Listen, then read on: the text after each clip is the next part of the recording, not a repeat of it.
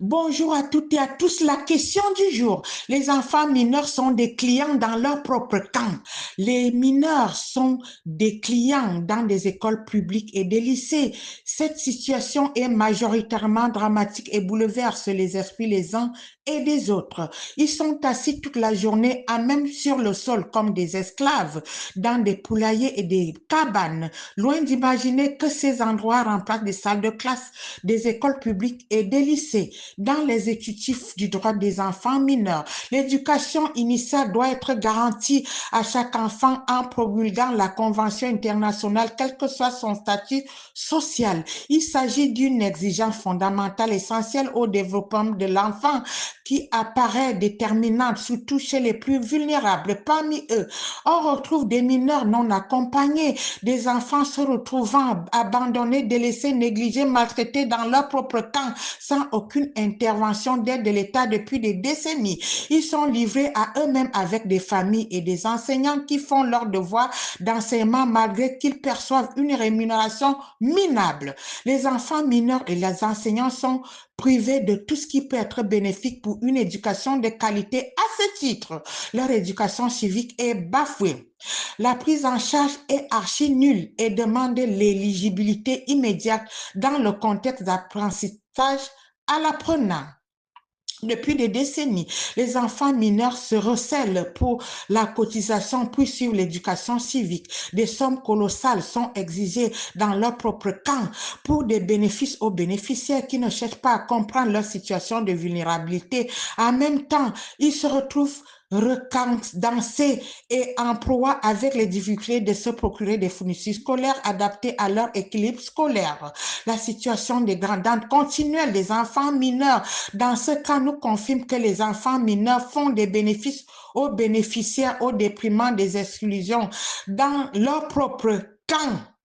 Les enfants n'ont aucune aide et sont des clients mineurs dans leur propre camp, alors que la scolarisation est une dimension centrale mise en place pour assurer la vie éducative. L'accès à la scolarisation des mineurs non accompagnés reste entravé dans des obstacles d'ordre administratif, juridique, budgétaire. La fondatrice et son équipe recensent dans ce rapport de nouveaux freins liés aux pratiques non respectées par des conseils municipaux, départementaux, territoriaux, gouvernementaux et des services de l'éducation nationale. En premier lieu, les équipes constatent que les enfants mineurs démunis vulnérables ne sont pas accompagnés dans le domaine de l'éducation de base. Ils sont exclus, cotisent les caisses des bénéficiaires. C'est une pléthorique dramatique qui constitue un véritable angle de mort du parcours du combattant et de recherche de protection inhérente. Leur situation criante ne peut jamais évaluer leur niveau d'éducation. Sur la base de ces constats,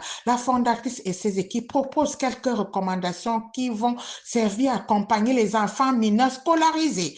Le gouvernement et son équipe doivent recenser toutes les écoles publiques et des lycées en difficulté matérielle, supprimer toute conforme de commerce illégal, car les enfants mineurs sont des clients dans leur propre camp. Réformer la phase de premier accueil pour assurer la scolarisation des enfants mineurs avec des bâtiments neufs modernisés, numérisés, équiper toutes les classes avec le matériel scolaire adapté à l'apprentissage, prendre en compte la situation de précarité des enfants et leurs familles, mettre à jour les circulaires de la scolarisation pour les bienfaits de l'école, développer les protocoles locaux pour favoriser l'inclusion éducative dans son ensemble, les équipes éducatives à la nécessité d'individualiser la prise en charge. Ce rapport s'adresse à ceux engagés dans la défense des droits fondamentaux des enfants. Les enfants entendent l'encadrement légal de leurs droits à l'éducation civique liée au parcours de la scolarisation, à la participation du gouvernement à la vie éducative, anéantir tout obstacle lié à l'encadrement. Il faut les encadrants possèdent un levier d'action pour mieux garantir le droit d'éducation. En résumé, dans le cadre des relations nationales et internationales, le droit à l'éducation de tous les enfants est garanti par la Convention internationale des droits des enfants mineurs.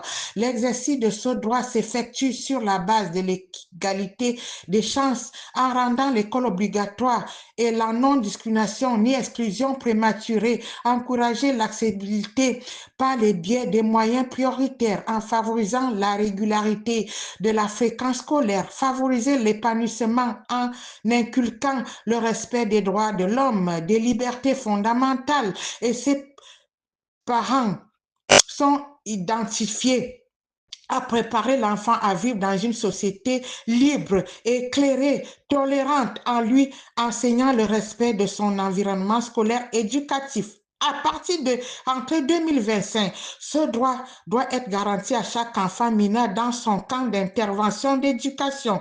Fin de citation.